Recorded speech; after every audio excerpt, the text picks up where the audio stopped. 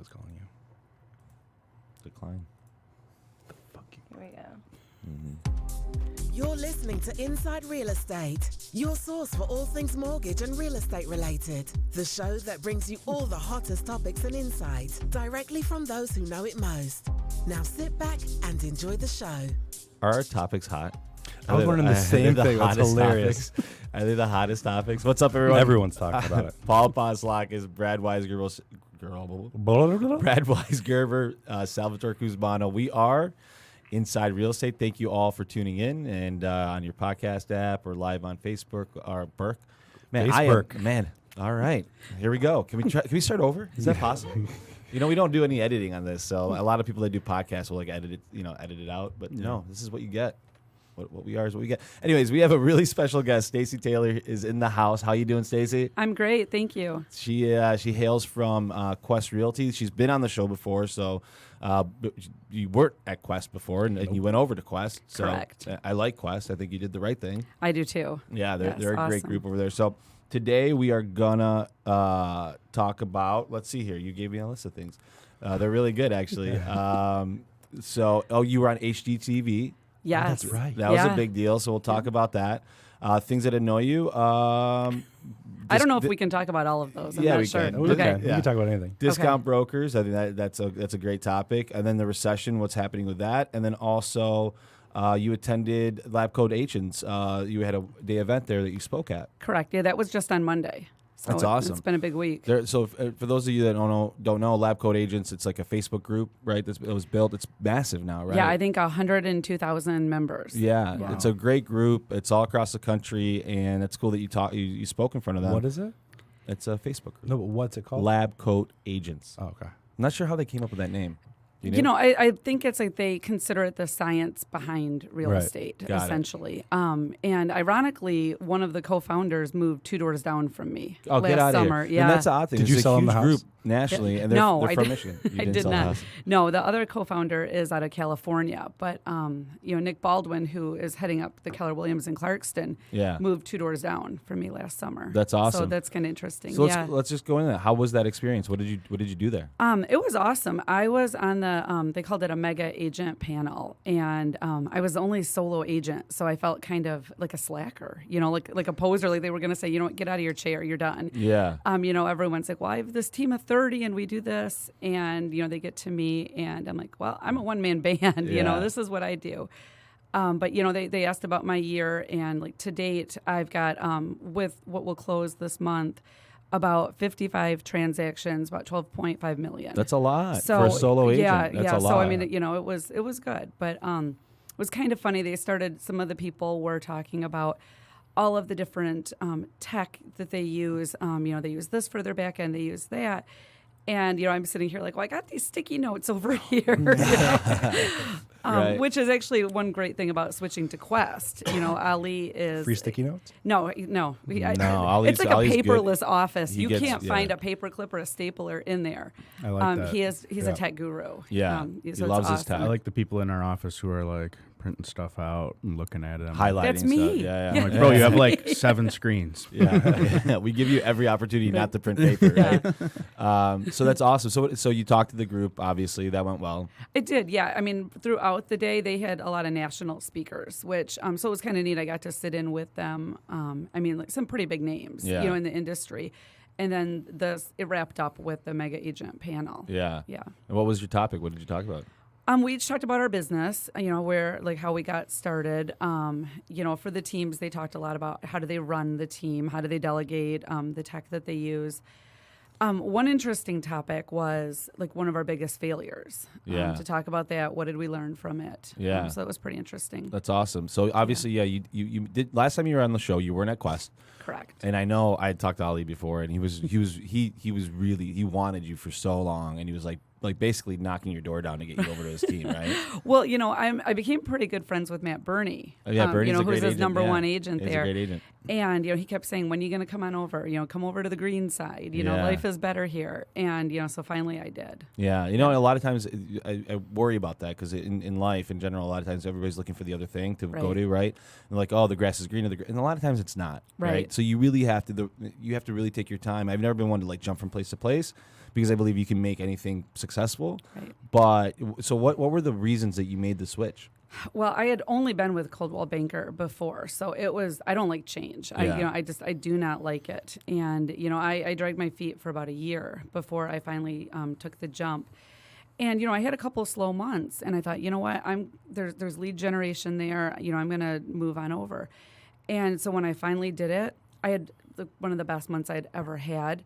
As I was trying to switch, I ended up with I think 6 or 7 listings in a month. Yeah. So here I had no signs, no business cards, nothing. And these people that for a year had been thinking about listing, they all called within a week. Yeah. And, so it was just chaos. And I kept telling Ali, this is not the amount of business I normally do. This is atypical, right? Yeah, it was absolute chaos. I don't think I caught my breath until June.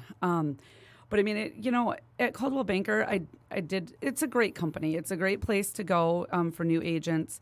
But I felt they're a couple of years behind the curve a little bit, with tech. It's an older franchise, and I feel like everything that they would reveal as the newest tech, other people have had for a couple of years. Yeah. And I just felt I couldn't grow anymore there. Yeah. At the end of the day. Yeah, it's interesting. Yeah, no offense to any Coldwell Banker No, not at all, agents, because but it is a good place. But it just sounds stuffy.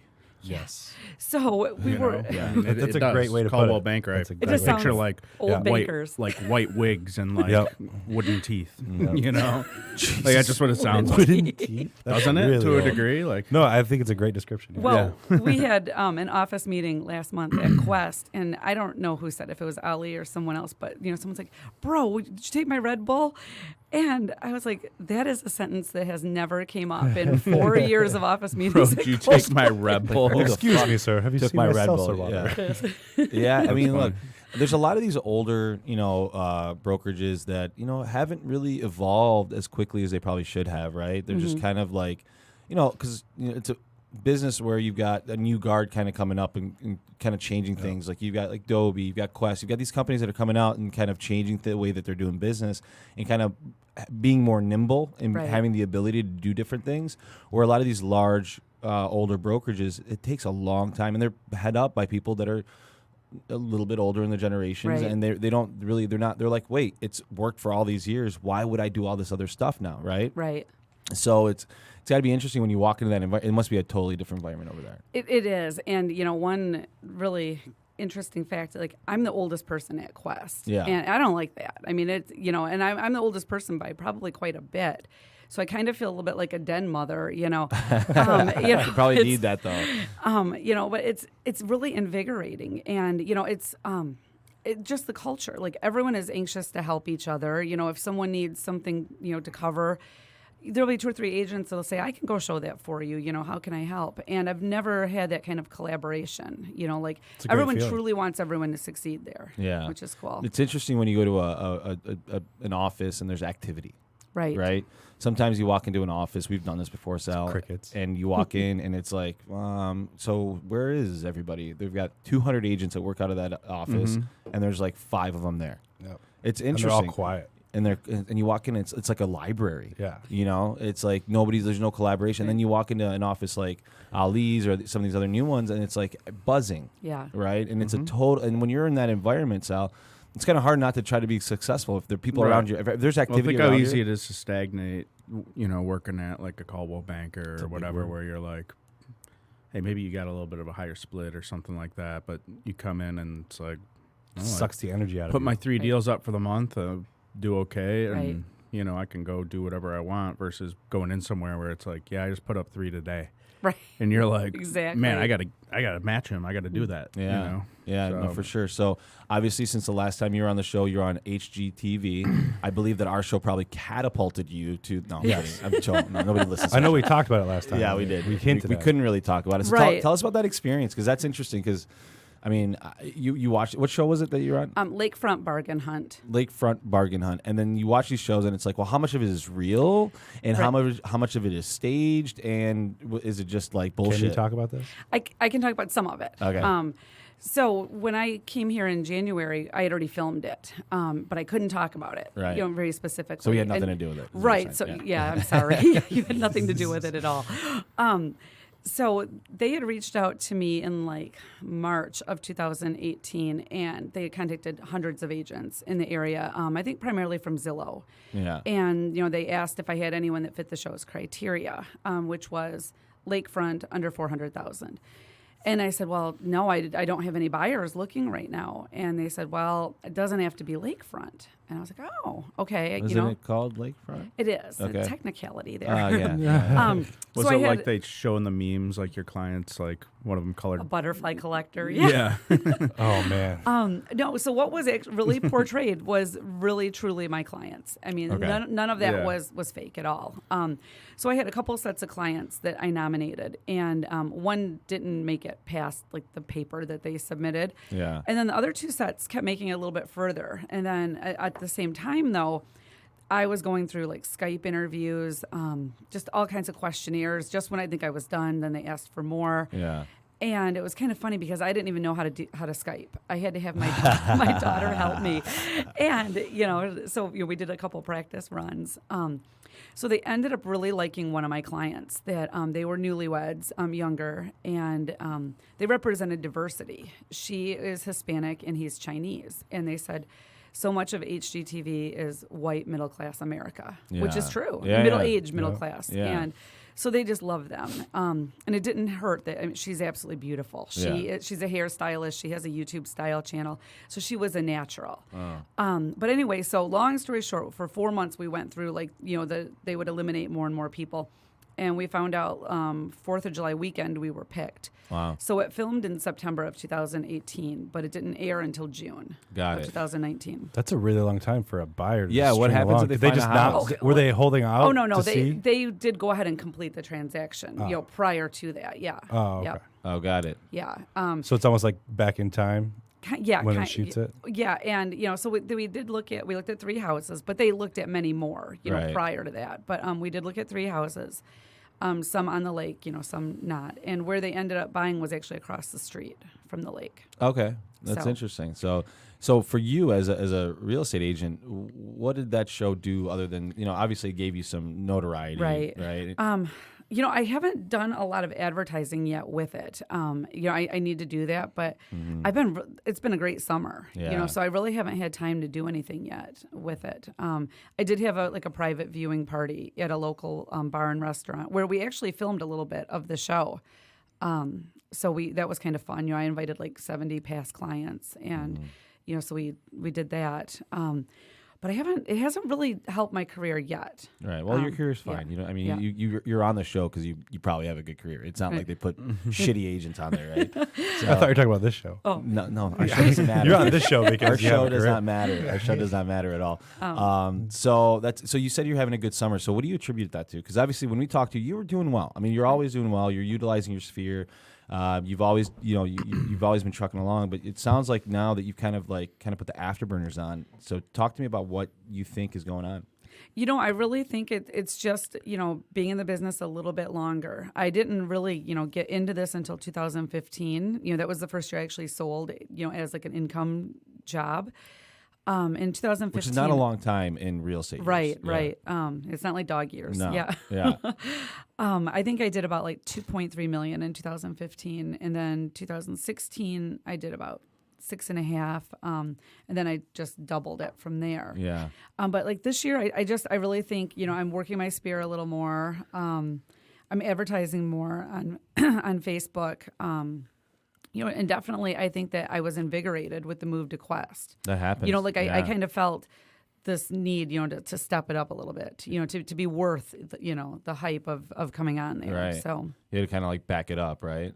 exactly. Yeah. And, trying to beat Matt Bernie like 1 month, just 1 month, let me beat him. Yeah, Matt's a Sometimes monster. it's funny how, you get an opportunity and like you don't necessarily know like how much of an opportunity it is, right? When you Right. step in there, you're like, oh shit, like these guys are Like this is these the guys real are deal. serious. Yeah. Like I remember getting this job and it was like everyone there was making like 150 grand and I just came from a place making like 18,000, and I was Yeah. like, whoa, Yeah. like, these guys don't fuck Whoa. around. And I have, not that that's, Right. but I was like, I have no idea what I'm doing. Like you got to like pick it up. step it up and figure out like what you got to do to get to that level of everyone else. I would tell you that anybody that's in any situation where they feel stagnated or they feel like they're comfortable, if you're comfortable, you're probably not meeting your potential, really. Right. So, like, if you're in a team or somewhere like where you're not, like, putting yourself in a position where you're a little uncomfortable and around people that are really successful will make you more successful. For sure. Because, the potential always exists. Right. If you have potential, but but being around the right people is so important, dude. Yeah. Like, if you're around a bunch of my dad always said this: you hang around shit long enough, you start smelling like it, right? So like if you're the biggest fish in the pond always, and you don't have to do much to be that, it's kind of like, okay, I just exist, right? Right. Like I thought I saw the other day on Facebook, it was a quote like, if you're the most successful person in your group, in your social group, you need a new group. Yeah. Exactly. Or you're the smartest in the group. It's time to change. Yeah. Like I'm like the poorest person in my family, like my group, right? So like it's like, okay, I got to like step it up. So that's super true. So obviously you did the HGTV thing. You went over to Quest. A lot has changed. I mean, obviously you had a great backstory. You survived the 2008-9 recession, and you had that whole story go through. Right. So obviously a lot of people are talking about this new recession that's coming up and how it's going to affect everything and blah, blah, blah, blah, blah. I know that you have your ideas on that, and I think I kind of agree. But what do you think is going to like go down? Well, I mean, I think a lot of it is already here. I think it's that shift more to a buyer's market. We're seeing more days on market in a lot of price points, a lot of cities where you couldn't get seller concessions. We're getting them again. Yeah. You're seeing price reductions where you didn't see it before. So I think, definitely historically, like we needed that cooling off a little bit. Prices just can't keep going or we're going to end up right back where we were before. Yeah, right. I don't think it's going to be nearly as catastrophic as it was. I mean, in fact, I was talking to a friend of mine that's in the business, and he's like, I don't even consider that a recession. It was more like truly a depression, what we went through before. 100%. Yeah. Yeah.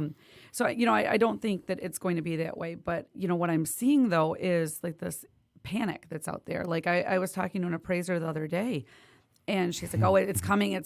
That, I do a lot in California, my AMC does.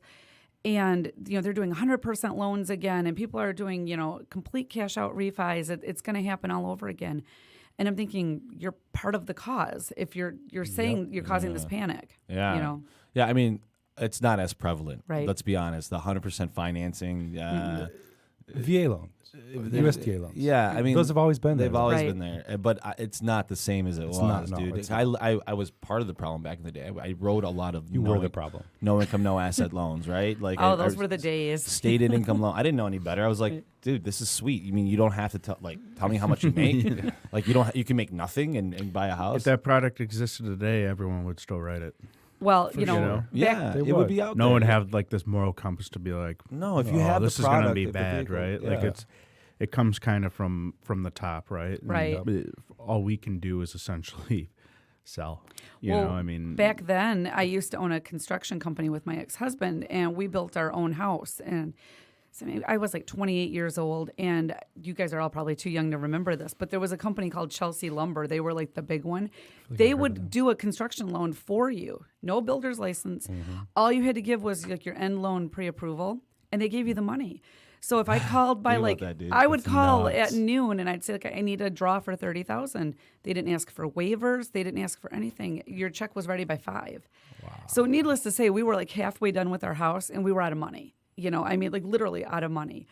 So then you just got a new pre-approval, and the doors opened up again. Come get your money. That's I mean, wild. it was crazy, Yeah. and But it was normal back then. It was. It felt normal. Yeah, right? and obviously none of that exists anymore for good reason. No, that's what that does scare me. Yeah. To be honest with you, if we got to a point where I could write a loan for someone who doesn't have a job and I don't ask any questions, it's going to get kind of dicey. But we're not there. I mean, we do good loans nowadays. Like most of our clients are really well qualified and can afford their homes, right? Yep. right. And Yeah. now it's funny too because all the people who are doing those loans who got wiped out in the depression, we'll call it, right? Like who were like big builders or whatever, who got wiped out. Like now when they're actually eligible again for a conventional loan, they're like, what? You need this, you need that, Yeah. you need all this. Like, I don't understand why you need all this stuff. I know got I $1 did million this before. in the bank. Last I'm time I like, did a but you mortgage, they showed didn't it. ask me any of this. Right. Yeah. The last time you did a mortgage was a long time ago before the world Actually ended. got foreclosed Yeah. on. Yeah, So You're lucky you can get money again. yeah, because we it is almost kind of our economy crazy, almost but fell apart. you know, Yeah. that's the way she goes. So what annoys you? Discount brokerages. It's tough to compete with. Yeah, so we can talk about that. Oh yeah. Okay. Wherever you want. Yeah. All right. Yeah, it is. It's really tough. And I feel like I'm seeing it more and more. Because it's getting competitive again, right? Well, and I like competition. Like I love to go on an appointment against other agents. Like I don't mind that. But it's when it's like an unheard of company or an agent with no experience that will do it for 4.5%. They'll take just 1.5%. It's hard to make the seller understand the value proposition that I bring. Like, why am I worth this much more? So I've been really kind of working on that this year, to fine tune my marketing presentation so they see the value. And I think if this market continues, it will become more apparent. Those discount brokers, they don't do professional photography. They don't invest in marketing. And I think those are going to They'll put a sign they'll put a sign on the front door. Yeah, that's true. Right? But, But that's about it. A week after you list I it. think that in our business, in your business, and a lot of businesses, if you can explain your value the best you can, Right. and someone doesn't understand it, you just got to move on. Like if they're like, well, can you do it for 2%? Right. No, I'm sorry, I'm not the agent for you. My Right. value proposition is higher than 2%, right? Right. Right. And I try to explain if someone is that willing to devalue their own service and, to give up their own money, like how hard are they going to fight for their seller? They're not. They're going to encourage you to take the first offer. 100%. Odds are they don't have the education, the training behind them either. They're not investing in themselves. So We see this in mortgages all the time because obviously for us it's rate, Right. and shop like what is your rate? What is your rate? But I in my career, so I started in 2003. I've seen a lot of discount lenders Loan officers. Yeah. come and go. And what I found is, there was like green light mortgage. We've got the lowest rate, and they were like ridiculous. So their margins they were making like nothing per transaction, but they were all transaction based, right? They were looking to do a lot of transactions, and they never lasted. They all went out of business. Because if you don't make a margin on what you're doing, you have no money left over to reinvest and improve what you're doing. So everyone has a shitty experience, and Right. then you're out of business. Not only that, if you're making, let's say, $500 for the file, right? But you've got 300 of them. Well, that $500 file doesn't matter. Right. You know what I mean? They don't matter as much because they're going for volume. And look, is there a place for them? Yeah, sure. I mean, it is what it is. I mean, everybody's going to make their money the way they want to make their money. But I believe that if you want actual value, that you have to provide value, and it's going to cost something. Right. It's not free, right? If you want top tier knowledge and top tier service, you're not. People don't stay at the Waldorf because it's the cheapest. They stay there because it's the best experience. I've never Right. heard of the Waldorf. The Waldorf. I've never heard of it. I've never stayed there. Has anybody stayed there? Nobody? Where is it? I have. Waldorf, Of course you Waldorf have. Astoria. Well, they're all over. It's a Yeah. chain. yeah, yeah. They're nice. They're nice places. Salads like I have. Well, I've been there. I I was there stayed there last for weekend. free. It was Buffet. kinda nice. Yeah. Buffet, give me another drink, Buffet. So you know what we're seeing right now too is, the market's tightening for sure. Yeah. It's getting tighter, and people are still think that their house is worth more than it is because they think that their neighbor just sold their house a year ago in 3 days for X, and I should be able to do that in 3 days for X, and it's not. Yeah. Oh my God, that's the biggest problem I think I'm facing right now. Is everyone knows what's going on in the market except for sellers. I think Yeah. they They're have jaded. tunnel vision. Yeah. And they still expect that all you need to do is put it in the MLS, put up a sign, and wait and collect offers. Because my neighbor sold his house I in Yeah. put 3 30 days. grand in my basement. Nobody Yeah, cares. exactly. Oh, There's a house. my condolences, right? There's a house kitty corner for me that's been on the market for months. It is gorgeous. It's flawless. It's been on the market for months. Price reduction after price reduction. I'm freaking out because it's considerably below where I bought my house for last year. Yeah. It's still on the market. But it's the reality of where we're at, but as a seller or as a realtor, like how do you explain that to a seller that says my neighbor just sold their house a year ago for X in 3 days, and like you can't get my house sold? Right. Well, apparently the first realtor for that house didn't explain it well because they got fired. It's a new agent now. Right. Yeah, and it's funny in those cases. Sometimes it's nice to be the second agent, because you are going to get the more realistic price. But Yeah. no, it is difficult, and education really is just key. I think and go in and set the expectation from that minute. Talk about days on market, talk about what to expect, and almost like under promise and over deliver, I think is important. But what do you do? Because here's what happens, just so the audience understands. When you go to sell a house, let's say you interview 3 different real estate agents, right? Hey, I want to talk to 3 different agents. Let me see what I can get, right? One agent comes in and they're like, look, I want to sell my house for $300,000. It's not worth $300,000. Right. It's $280,000. This is what's going to make it move, blah, blah, blah. Then the next guy comes in and goes, yeah, it's about $290,000. And then the one comes in, dude, I can get $320,000, bro. I have $320,000. 4% all day. I'll charge you 4%. I'll get $320,000. Like, we'll just put the sign in. We're good. Mm-hmm. And then all of a sudden they put the house up for $320,000. And the worst thing you can do, in my opinion, when you go to sell a house, is have it get stale. Right. Mm-hmm. The moment the house gets stale, let's say it even sells at that, right? On the flip side, you got maybe a buyer's agent who also doesn't really know, right? Like they're like, okay, well, let's write the offer for $320,000. And we're seeing this. This is what and then saying. Someone's like, hey, do you think we'll appraise? We'll worry about that later. Yeah, we'll see. We'll cross these bridge people always. Because listen, someone's putting 50% down. Okay, we'll cross that bridge. Right. But I got people who are like putting That's 3% down with concessions, and it's like, we'll cross that bridge. Like the bridge will be blown up. Yeah, we won't be crossing $5,000 light. So just because you get a house under contract, people, doesn't mean the house is actually going to close at that. So what happens is the house, let's say, gets under contract for $320,000, but the market really only dictates that the house is worth $300,000 or $290,000. Well, that appraisal is going to come in at $290,000 or $300,000. And you didn't set the expectation of. You didn't have that conversation of, hey, this could come in and low. You know let's what happens? have a plan. You know what happens? You end up having to either come down or not sell the house. Everyone's time, right? So you end up coming down to where you should have sold in the first place, and you would have saved yourself a lot of heartache if you just did it right the first time. Right. All right. I don't understand putting all that work into something to just have a 90% failure rate or 70%, 50% failure rate. Why would you work so hard to? People are greedy. It doesn't make sense. It's greed. So much Look, wasted a lot of time. people just want the most money they can out of their house. Right. Right. I don't blame them. Right. Right. But at the same time, like if you got 2 people, professionals, telling you no, that's not happening, listen to your counsel. Oh, for sure. But they don't. They see the dollar signs and nothing further. Mm-hmm. I just went on an appointment last night at 8:00, and they had it listed about $30,000 too high. They did withdraw the listing. They're interviewing 4 agents, including myself. And right away the first question was commission, and I said it's 6%. Yeah. I said I'm worth it.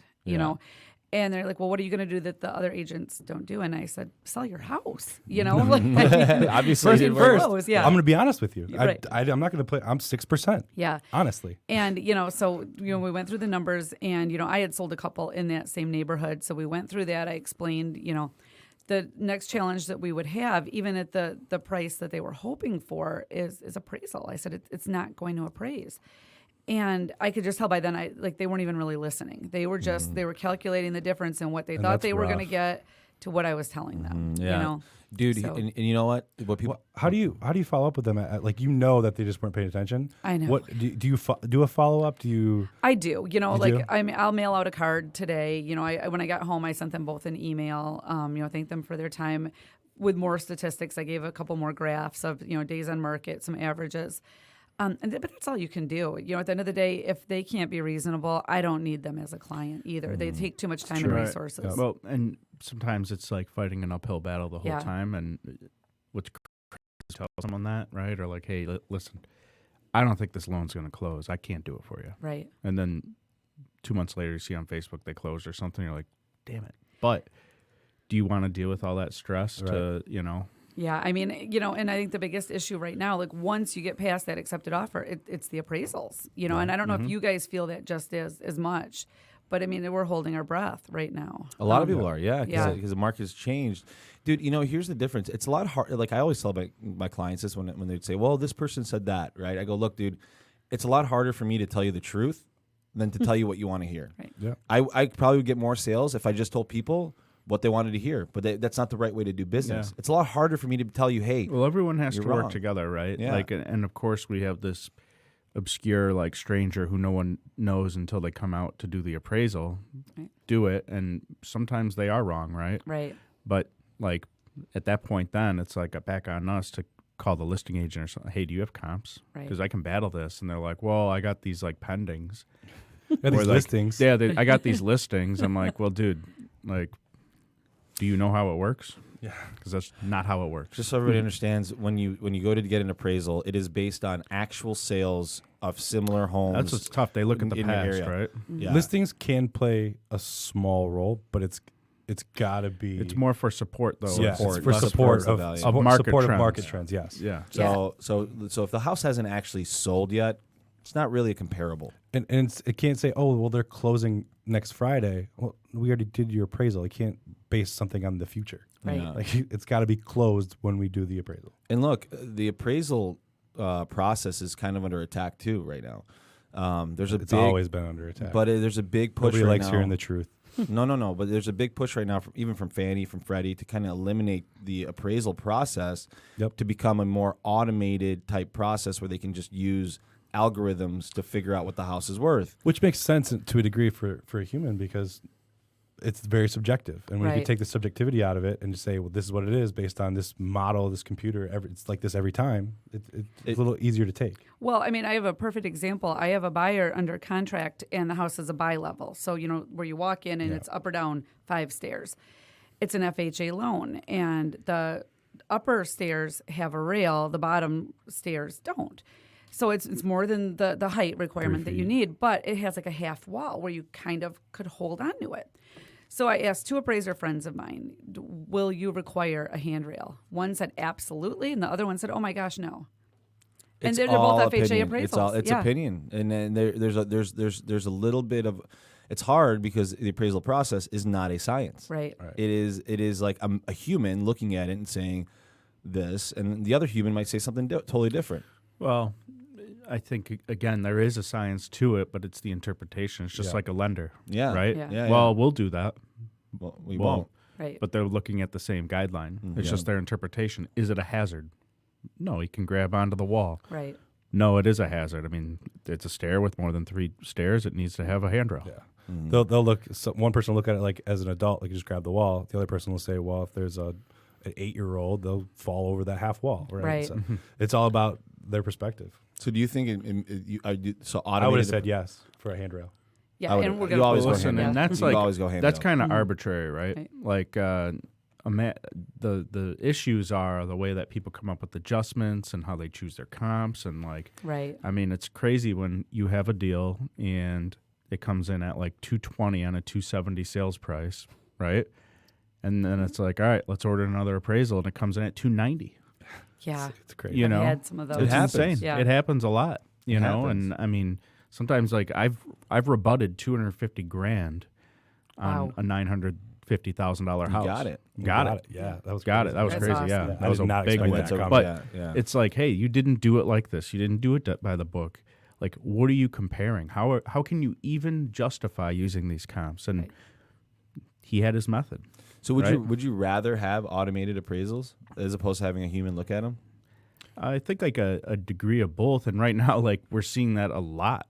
People putting 10, 20% down. It's like, well, and it is crazy because a lot of people are overpaying for houses too, right? Right. Like sometimes it's like we get a waiver and they're like, no, we went like 10 grand over to get this house.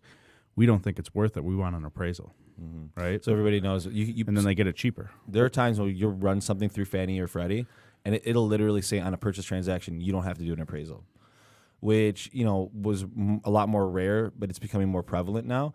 But here's the issue. Let's say you buy your house, at the top of the market, and you put 10% down or 20% down, and then all of a sudden, it drops, and you lose that equity. And that appraised value that it hurts. that you originally used wasn't. I know we all did have it. We're all in that boat. But that appraised value that you used wasn't the actual appraised value. You overpaid for your house, and the appraised value was higher than it should have been. It's just such a slippery slope. Yeah. Right.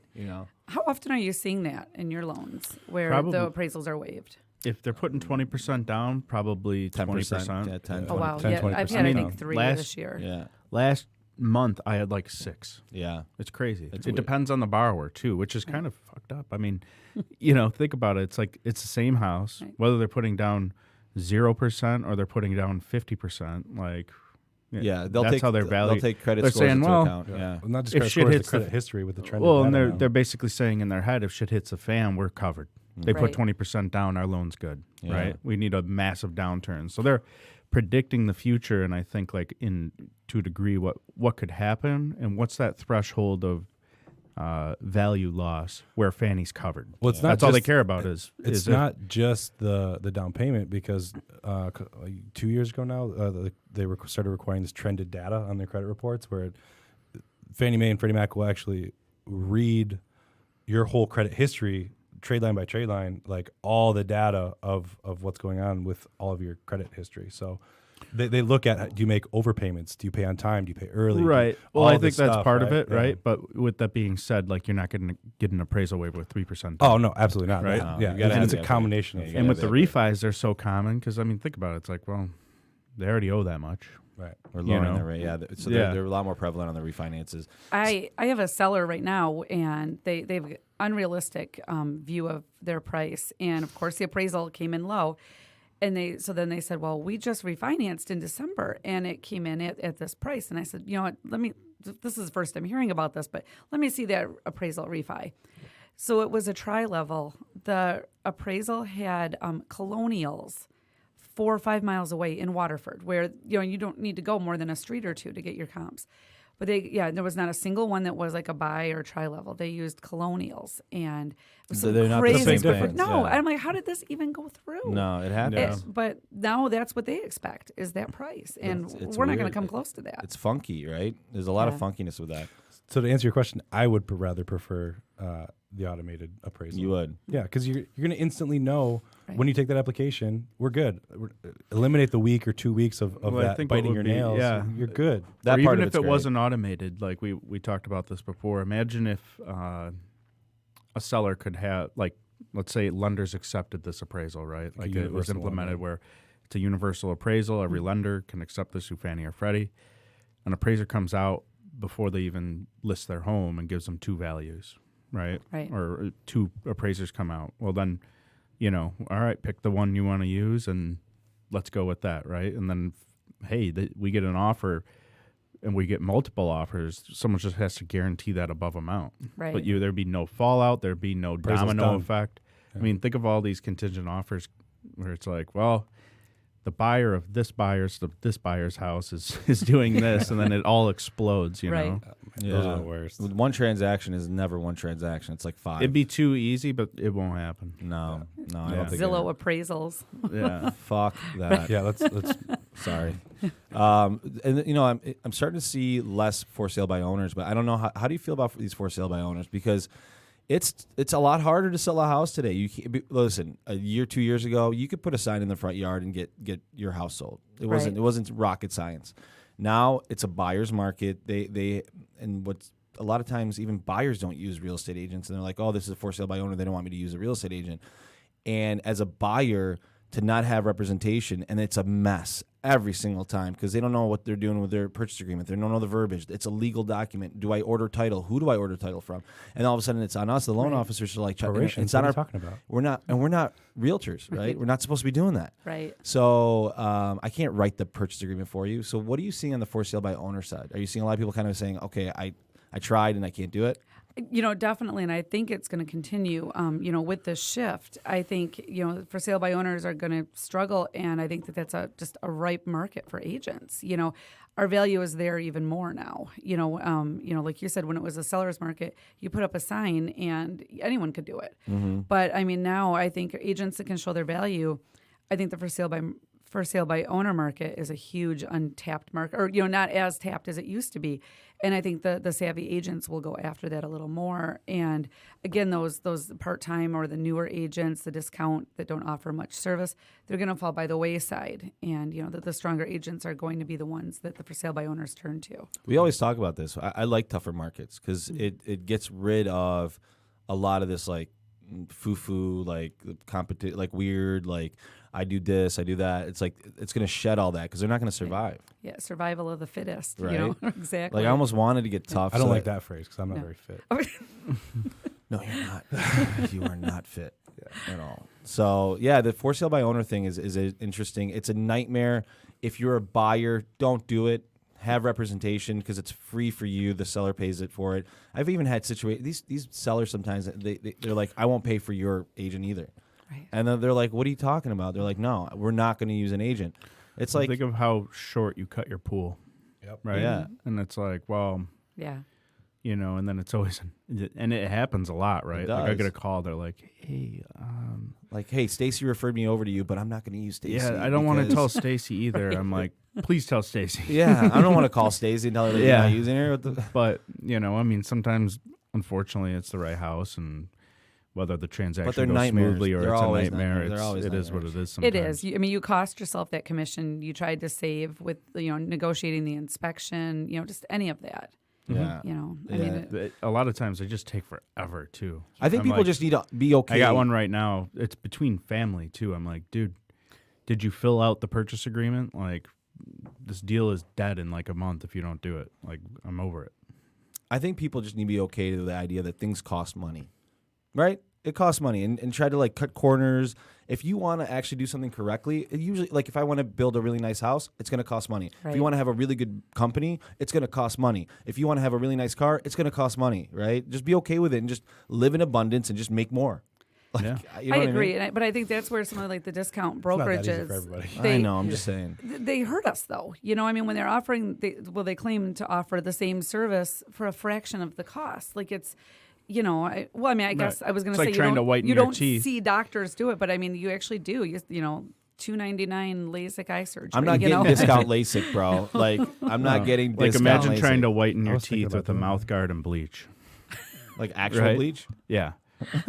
I don't know what that Versus like Ouch. going to the dentist and paying $400. Right. That's what I'm saying. Yeah. Like, discount LASIK scares the shit out. It's like we have a sale on eye surgery. Speaking of, man, LASIK's, I'm out on that.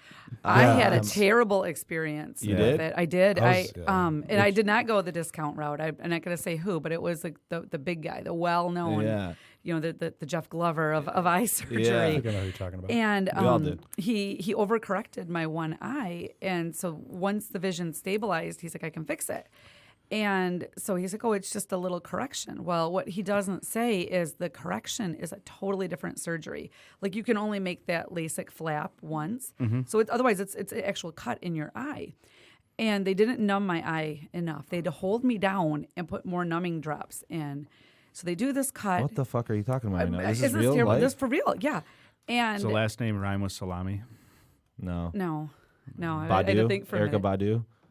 No, Okay. no. That's a singer, bro. It's It's rhyming. I was doing it right. oh, well, kind of. Yeah, I think where you're going. Yes. Baldu? Yep. So, anyway, so then like he went too far the other way. So what he's finally realized is that my eye overreacts to the adjustment of the laser. So he's like, I can fix this. So third surgery in a year and a half. You don't he want to hear wants that about do. your fucking No, eye, I man. think I can fix it. So that second surgery was so painful. They put like a glass contact in your eye. It's called like a bandage. And it took weeks before I could even look at like my phone or an iPad to be able to research and see if this is normal. Like regular LASIK, like you feel great right afterwards. This hurt, like I'm not lying, worse than childbirth. I mean, and I'm tough. And the pain was something I've never had. And now I have like no depth perception at all in one eye, which is fun in real estate, like going up and down basement stairs Yeah. that, that kind of rickety and it's dark. Bro, like, Yeah, like, it's- your it's eyes I was terrible. really thinking about Mess LASIK, and now I'm out on it, bro. No, I mean, Man. mine is really I'm like blind the as a small bat without percent, contacts. though. when I heard that Still. one, Yeah. Hey, Well, is I it heard worth th- it? I heard there's a high I have percentage. contacts. I just put in my eye. Yeah. I And heard they there's a work high great. percentage of after LASIK, 3 to 4 years, it goes back and Yeah. you need it again. Yeah, So my wife- that's- buddy That's already what turns needs me it. off. Yeah, my Right. wife needs it again. Here's the thing. Once I heard we had a local newscaster commit suicide Right. because of her LASIK surgery, I'm out. Yeah. I'm not- yeah, I'll I'm wear not- contacts. Yeah. Well, I can't even You wear a know? contact in that eye Right. because of like the way like the scar tissue has Yeah. built up. Get a monocle. Yeah. Man, that'd be Well, kinda and cool. it's funny, like so like so what it did is that particular eye, like it also ruined my up close vision. So only one eye can see up close. So I use a nice big desktop, but I also I have a laptop for when I'm on the go. So I'm at Quest, ironically, and everyone has their cute little MacBooks, and I get out this thing, and Ali looks at me and he's like, You're literally carrying your desktop around. Like, it's this huge laptop. Giant. And they gave me 80-pound so much grief. laptop. I actually bought a new laptop because I was tired of getting ridiculed. I mean, it was huge. But it's like, I can't see. I literally can't see. That's crazy. Well, I'm not. Nobody's doing LASIK. I don't want any of us going through that. I'm out on that. Man, All right. So we're thought of it. We're nearing the end of the show. We're gonna do our 3 questions. Last time I think we asked you the 3 questions. If you remember that. I don't. yeah. I should actually. have looked back and what we asked her, so we don't have to say. Well, I'm gonna go off. Oh, one was about an animal. I do remember yeah, you asked me can't do what that animal one. I could be. Yeah. So first would be, where do you see yourself in 5 years? Oh gosh. You know, I know a lot of the big pushes like, oh, start a team, and I don't have any interest in that. You know, I'd like to double where I'm at, but maybe pick and choose my clients a little bit more. And I'd like to be flipping about 3 or 4 houses a year. Also, yeah, I do. Yeah. It's my favorite thing to watch HGTV. You know, I don't watch myself on there, but yeah, it's my favorite thing to watch those awesome. shows. Yeah. Okay, if you could eat one meal for the rest of your life, what would it be and why? Oh man. Oh, that's hard. The You know, same thing every day. God. Taco Bell. You do Taco Bell? No, only I do pizza. I do Taco Bell. I do pizza. I could eat Taco Bell every day. Well, that'd be easy. What from Taco Bell? But anyways, Yeah, you know, I'm picky. Well, you got one thing. Yeah, I get shrimp probably. Shrimp? Shrimp. Yeah, I love Really? shrimp. Yeah, shrimp. There's a lot of things Yeah. you can do with shrimp. Jumbo shrimp. Shrimp cocktails, right? Jumbo shrimp. All right, Bubba Gump. All right, that's good. Cocktail shrimp. And this Spicy one, I shrimp. know we didn't ask you this one. I like this one. If you could spend 1 week in somebody else's body, who would it be and why? Oh wow. So people probably give like this really lofty answer, like this famous politician or it's you all know over the place. Nobel Prize winner, but Ryan Serhant from $1 Million Listing. Yeah? Yeah, I like him. Or Frederick. I like Frederick. Frederick? Frederick is so out there. Yeah, exactly. He's just so fun. He's extra. You know, he's just fun. Yeah. But yeah, that's, Josh Altman reposted our show last week. Oh no way. Yeah. Oh, that's awesome. Yeah. Ryan Serhant liked one of my Instagram posts, and well, actually, his company Nest Seekers did, Yeah. and like I scoured all the time now for it. I mean, it's never going to happen again. You know, Yeah. it was like some minimum wage person just going through, you know, doing that. But like I I texted made my Josh day. after he did it. I'm like, hey man, want to be on our show? No response. But it was cool. He reposted. We had Vic on the show last week, and Okay. he Oh, I reposted- listened to that. Yeah, Yes. he reposted it, which was That's cool. awesome. So Now, Ryan see, Serhant. yeah, Okay. I wanted his question. You asked about like what one thing would you take on an island? Okay, let's do it. Yeah. Yeah, okay. We'll Do what 4 would it- questions this week. Why not? Yeah, Yeah, why not? Let's yeah. go. It's your show. A boat. There you go. I was so prepared with that one. Yeah. But you wouldn't have gas. She can row, bro. Just get out there. a fully Get out there and fueled do boat it. with Yeah. extended range. Right, yes. You could have a sailboat. Wind power, bro. You know how That's scary genius. it would be though You're if you're, smart. let's say you're on like Fiji. Open Like, water do you know scares how the shit out of me. Fucking far land is. Right. I would love it. It's I don't know, bro. I would love it. I'd Give me be a scared. sailboat, and I'll be. I mean, see you in a couple of years. I'm gone. I'll just No. live on the water, bro. I'm I out would on that. love it. You'd I'm be out like on on like you know when you open up your iPhone like an empty browser and there's like these articles. It'd be like man found with his nails like curled out and grew into his own body. Talking to your volleyball. What was that show with Tom Hanks? Yeah. Castaway. Castaway. Yeah. Yes. Wilson. Yeah. So I'm out on open water. So thank you so much for coming back on the show. Thank you Stacey. for having me. Tell the audience how they can find you. My cell number is 810-560-9857. Email is Stacey, STACEY, @questsold.com. Awesome. And what's the name, the title of the episode? Oh, yeah. if So they wanna it's check it out. season 10, episode 9. I think it's called something about Southeast Michigan. It's the Yeah. only one in Michigan that's been filmed. Yeah. And then the So- show is called Lakefront Bargain Hunt. Lakefront Bargain. Yeah. Yeah. We're Check like her out. We're like the bargain, little cheap stepsister of Beachfront Bargain Hunt. Yeah. Well, Stacey, thank you so much for doing the show. Thank you. Obviously, you're always welcome here. You were one of our top listened shows before, so Wow. yeah. And we've had some big names, so it was good. That's You're awesome. popular. Oh. You're popular. So thank you everyone for listening. Obviously, go to irepodcast.com. Please like, share. If you have any comments, leave them because we do listen, we do watch and read them, and And Do? yeah, I do. So give us a review too, please. Like those reviews really help us a lot. So if you lot, like a the lot. show, review us. And 5 stars. if you're still listening, we appreciate it. Other than that, we are out. Jessica, have a good day. You too. All right, peace out, guys. You've been listening